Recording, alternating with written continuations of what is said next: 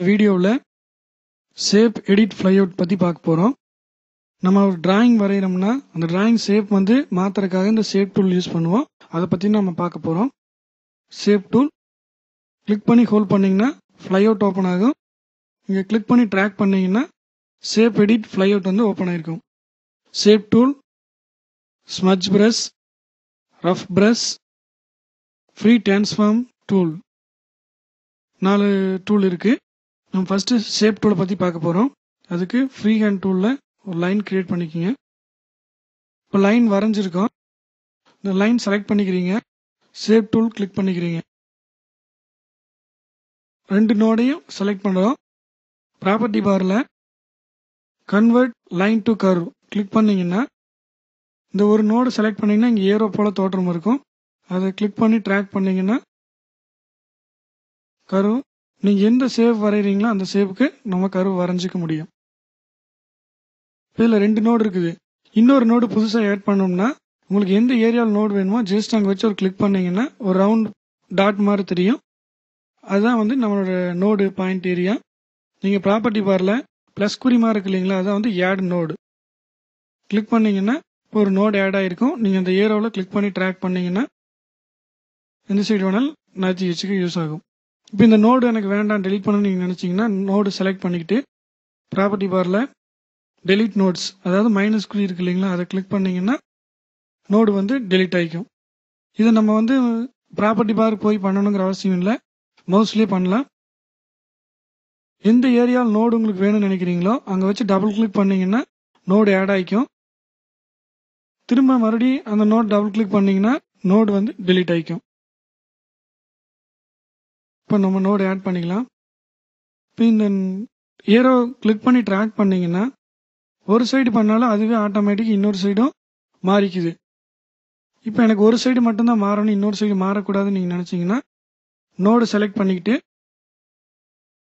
Make நோடிய காஸ்ப் click பண்ணிங்கன்னா இப்போ வந்து ஒரு ஏரோ மட்டும் கிளிக் பண்ணி ட்ராக் பண்ணிங்கன்னா ஒரு சைடு மட்டும்தான் ஒர்க் ஆகும். இப்போ அடுத்த ஏரோ வந்து இண்டிவிஜுவல் தனியாக வந்து அது பாட்டுக்கு ஒர்க் ஆகிட்டு இருக்கும். அடுத்தது நம்ம பார்க்க போகிறது வந்துட்டு இந்த லைன் இருக்கு இல்லைங்களா, இந்த லைன் அளவே எனக்கு இப்படி இந்த லைன் எந்த வழியில் போகுதோ அதே போல் எனக்கு ஸ்மூத்தாக லைன் வரணும்னு நினச்சிங்கன்னா செலக்ட் பண்ணிக்கிட்டு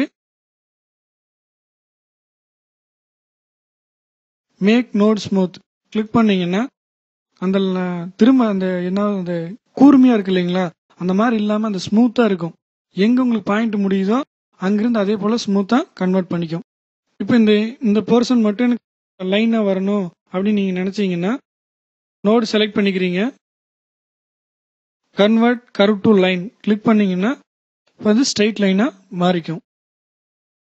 அடுத்து இப்போ இந்த எண்டு ஒரு லைனாக இருக்குது, அது வந்து க்ளோஸ் பார்த்தா வரணும்னு நீங்கள் நினச்சிங்கன்னா ஆட்டோ க்ளோஸ் கர்வ்டு கிளிக் பண்ணிங்கன்னா அதுவே ஒரு லைனை க்ளோஸ் பண்ணிக்கும். இன்னொரு கர்வ் வரைஞ்சிக்கிறீங்க.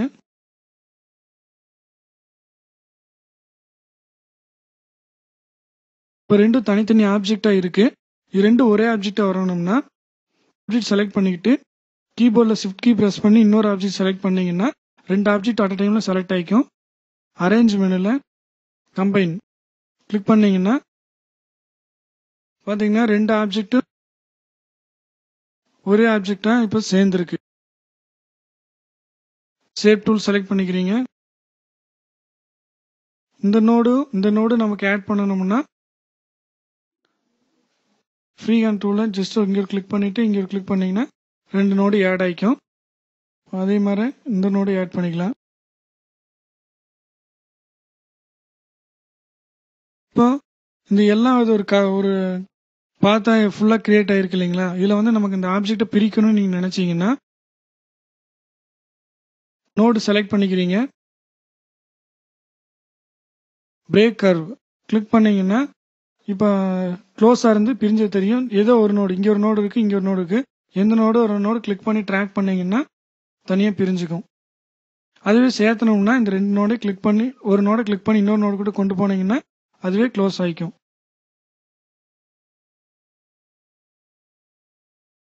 இப்போ இங்கே பிரிச்சிருக்கோம். அதே போல் இந்த நோடு பிரேக் கர்வ் கொடுத்து பிரிச்சிடுறீங்க.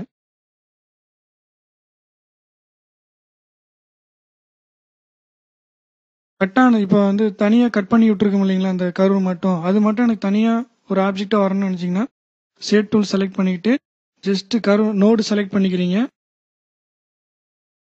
எக்ஸ்ட்ராக்ட் சப் பாத் கிளிக் பண்ணீங்கன்னா பிக் டூல் செலக்ட் பண்ணிக்கிட்டு கிளிக் பண்ணி ட்ராக் பண்ணீங்கன்னா அந்த ஆப்ஜெக்ட் தனியாக பிரிஞ்சிடும், இன்னொரு ஆப்ஜெக்ட் தனியாக பிரிஞ்சிடும். இப்போ ரெண்டும் தனித்தனி ஆப்ஜெக்டாக இருக்கும்.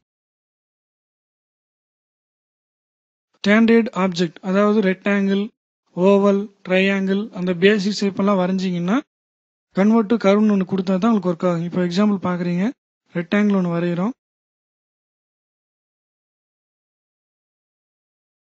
இந்த ரெக்டாங்கிள் நீங்கள் ஷேப் டூல் செலக்ட் பண்ணீங்கன்னா ரவுண்டட் கார்னர் மட்டும்தான் மாறும், நம்ம எடிட் பண்ண முடியாது. அதை எடிட் பண்ணணும்னா நீங்கள் ரெக்டாங்கிள் செலக்ட் பண்ணிக்கிட்டு அரேஞ்ச் மெனுவில் கன்வெர்ட் டு கர்வ்ஸ், இப்போ இந்த ரெக்டாங்கிள் வந்து எடிட்டபிள் ஆப்ஜெக்டாக கன்வெர்ட் ஆகிருக்கும். இப்போ ஷேப் டூல் செலக்ட் பண்ணி பார்த்தீங்கன்னா நோடு செலக்ட் பண்ணீங்கன்னா கிளிக் பண்ணி ட்ராக் பண்ணீங்கன்னா உங்களுக்கு எடிட் பண்ணுற மாதிரி மாறி இருக்கும். இப்போ இந்த நோடு வந்து சாய்வாக இருக்கு இல்லைங்களா, எனக்கு வந்து இந்த நோடு வந்து ஒரே நேரில் வரணும்னு நினச்சிங்கன்னா ரெண்டு நோடையும் செலக்ட் பண்ணிக்கிறீங்க. செலக்ட் பண்ணிக்கிட்டு அலைன் நோட்ஸ் கிளிக் பண்ணீங்கன்னா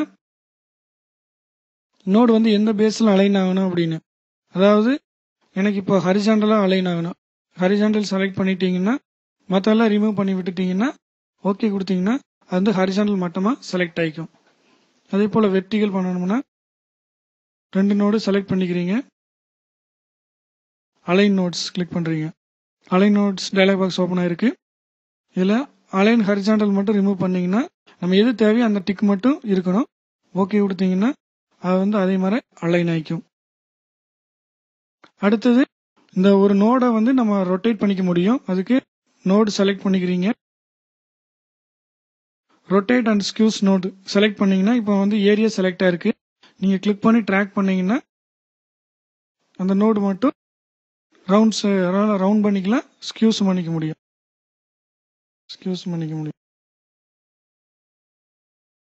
அடுத்து ஸ்கேலிங், இந்த ரெண்டு நோடு செலக்ட் பண்ணிக்கிறீங்க.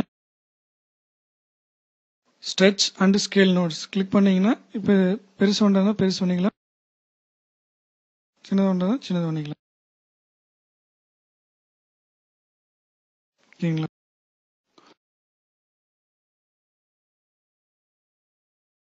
அடுத்து இப்போ வந்து எவ்வளோ இதில் வந்து நம்ம நோட் நிறைய நோடு ஆட் பண்ணிக்கிறோம் இந்த பாக்ஸ். இதில்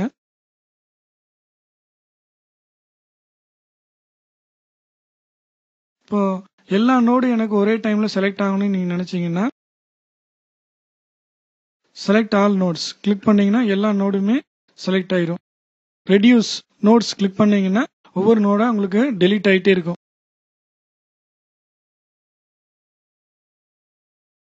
மற்ற நோடெல்லாம் வந்து டெலீட் ஆகிருக்கு தெரியுதுங்களா, அதான் ரெடியூஸ் நோட்ஸ்.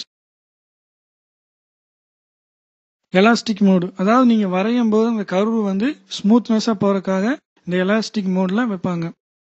வந்து நம்ம பழைய வெர்ஷன்லாம் பார்த்தீங்கன்னா நம்ம செலக்ட் பண்ணுற ரெக்டாங்கிளாக தான் செலக்ட் பண்ணிட்டு இருந்தோம். இப்போ இந்த X3ல இன்னொரு ஆப்ஷன் கொடுத்துருக்காங்க, ஃப்ரீ ஹேண்ட். அதாவது நீங்கள் ஒரு ஏரியாவில் கிளிக் பண்ணி நீங்கள் எங்கே வேணாலும் ட்ராக் பண்ணீங்கன்னா எந்த ஏரியா வேணாலும் பார்த்தீங்கன்னா எல்லா நோடுமே செலக்ட் ஆகிருக்கு.